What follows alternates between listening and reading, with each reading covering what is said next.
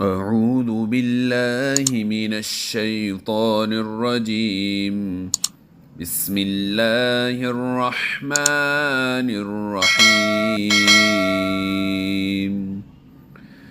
فأما الإنسان إذا ما ابتلاه ربه فأكرمه ونعمه فيقول ربي أكرمن. وأما إذا ما ابتلاه فقدر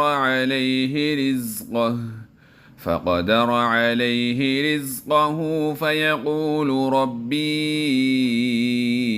أهانن. كلا بل لا تكرمون اليتيم ولا تحاضون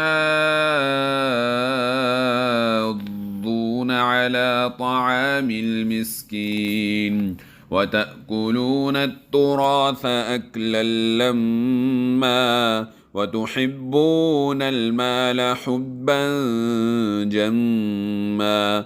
كلا إذا دكت الأرض دكا دكا وجاء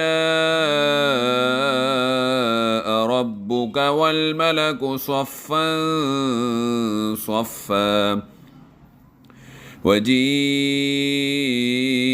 يومئذ بجهنم يومئذ يتذكر الإنسان وأنى له الذكرى يقول يا ليتني قدمت لحياتي فيومئذ لا يعذب عذابه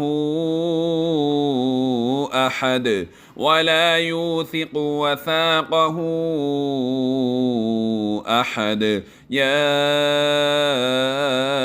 أيتها النفس المطمئنة ارجعي إلى ربك راضية مرضية فادخلي في عبادي وادخلي جنتي.